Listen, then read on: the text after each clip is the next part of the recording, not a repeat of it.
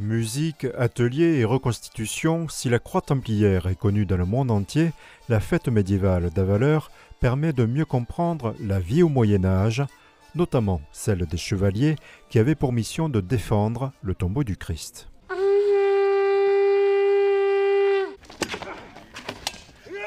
Malgré la chaleur, la lourde cotte de maille constituait un élément indispensable de la tenue de combat.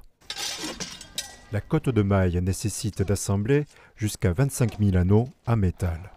Pour fabriquer les anneaux, on va partir d'un fil qu'on va mettre sur un métier avec un gabarit voulu. Donc en fait, avec le métier, on va fabriquer des ressorts comme ça. Vous allez donc fabriquer un anneau parfaitement rond. Au-delà de la fête, ce rendez-vous est le grand temps fort de la saison culturelle d'Avaleur. Ici, l'objectif reste inchangé, mieux connaître l'histoire des Templiers en s'appuyant sur des troupes de qualité. On va souvent en Italie, on va en Espagne. En 2025, j'aimerais regrouper ici beaucoup de compagnies sur ce lieu et faire connaître encore plus la commanderie d'Avaleur. On a ce critère et cette rigueur à la commanderie, voilà, on n'est pas un événement fantaisie. Donc on va choisir des troupes qui ont vraiment un travail de recherche sur l'histoire templière et qui vont se baser sur tout cela pour restituer leurs costumes, leurs animations, leurs batailles. Et ensuite pour les artisans, on est pareil. On est sur des artisans qui sont sur la restauration ou sur les techniques anciennes. En raison du grand nombre de fêtes médiévales durant l'été, ces troupes de passionnés sont sollicitées bien en amont. Durant ce week-end, en plus des démonstrations,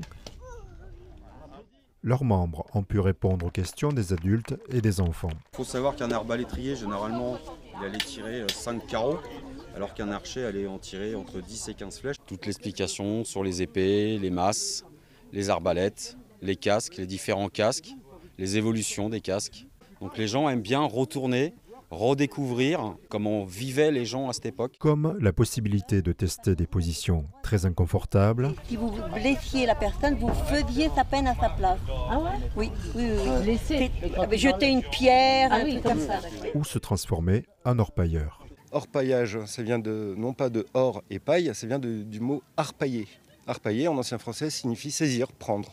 Alors ça peut être n'importe quoi, mais là en l'occurrence de la cornaline, du quartz rose, du grenat et de l'améthyste. Et à la fin, on trouvera peut-être la pépite d'or qui se cache dans le bassin.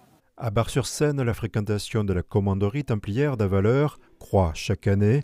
Elle pourrait dépasser pour la première fois les 10 000 visiteurs d'ici octobre.